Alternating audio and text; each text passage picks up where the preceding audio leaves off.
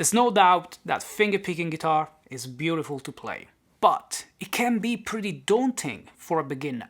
And not just for a beginner, to be honest. Maybe you've been playing guitar for some time, but you've always played with a pick and you've never approached fingerpicking guitar before. Well, I think you should, because fingerpicking guitar is that one thing that can stop you from noodling, and it can actually give you something really cool that captures everybody's attention when you play. So in this video, we're gonna see the exact method to go from fingerpicking amateur to pro. Finally stop noodling on the guitar and learning how to play something cool every time. But above anything else that I will say in this video, the number one tip that I have for you if you want to start exploring fingerpicking guitar is just start.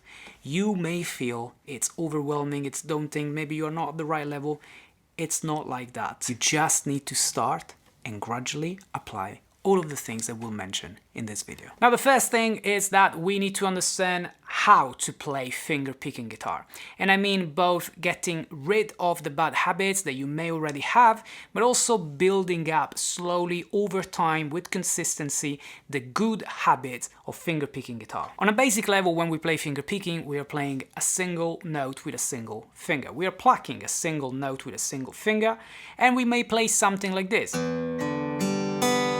In this case, I'm playing what it's called an arpeggio, and it's the basic fingerpicking technique that comes from classical guitar. I'm playing the bass note with the thumb, and then I'm playing 3 more strings, one with the index, one with the middle finger, and one with the ring finger, and this is called the PIMA system. And I'm beyond excited to let you know that I've finally released my fingerpicking course. It's linked in the description below. It's called The Complete Fingerpicking Guitar Method, where we literally explore all fingerpicking techniques out there and we apply them to real musical examples. We make sure to cover everything, the basics first, all of the techniques, and we explore all styles with real musical examples to make sure that you have a repertoire of finger-picking pieces to play. Quite excited because I've worked on this for a long time. It's the course that I wish I had when I started playing finger-picking guitar. And this is the very first video where I mentioned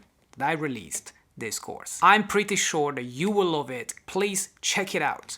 Add the link in the description below, it means the world. A few things that may help you develop the arpeggio technique on guitar. First of all, keep the thumb in front of the other fingers. Don't hide it at the back, don't keep it here, just keep it in front. Keep your hand at a 45-degree angle so that you get this type of movement. And don't start with these 3 fingers open, flat, like this, but rather curved, ready to go and play towards the inside of the palm of your hand. And lastly, it really helps if you're not really too close to the strings with the wrist of your picking hand, but you rather create this sort of distance. That being said, there are several ways of playing finger picking guitar. You may want to play arpeggios, which is when you play single notes. But sometimes you may want to pluck multiple strings at the same time, like this.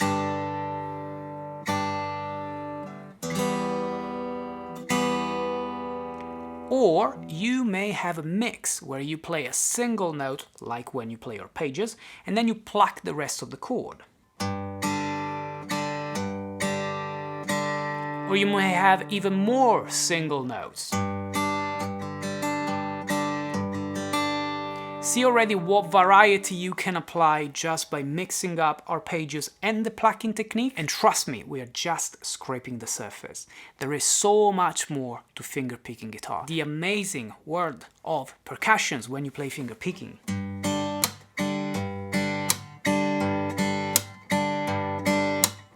But also techniques like the Travis picking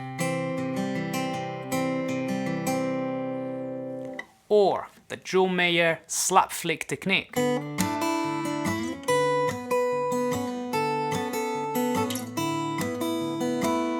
A good understanding of the techniques is what really allows you to explore multiple genres, to apply these techniques, the finger picking techniques, to a variety of styles, from bossa nova to R&B guitar, and so many more. So what I would do to stop noodling and just play random notes, even when sometimes you find a nice pattern, you know.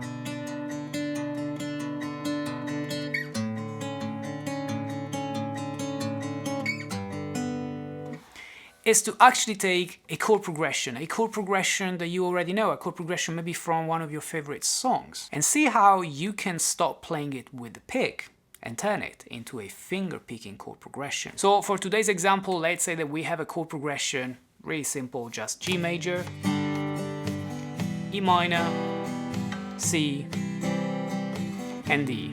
Plenty of songs based off this chord progression. Now we can make it sound really good if we play the very same chord, finger picking.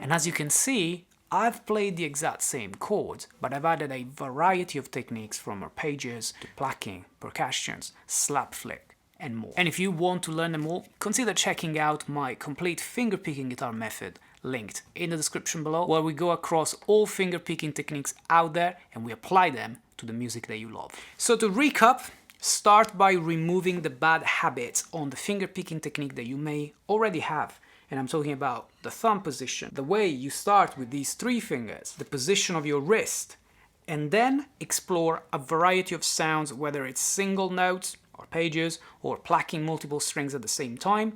Then slowly get into the world of percussions, but also other techniques like the Travis picking and the slap flick technique. And then make sure that you use the finger picking techniques that you've learned to transform the chord progressions that you already play, but also to explore the genres that are based off finger picking guitar. And why not? Sometimes you may learn a classical piece, not because you want to be a classical guitarist, but just to learn the most out of the finger picking techniques. And another day, you may be a Travis picker playing country music.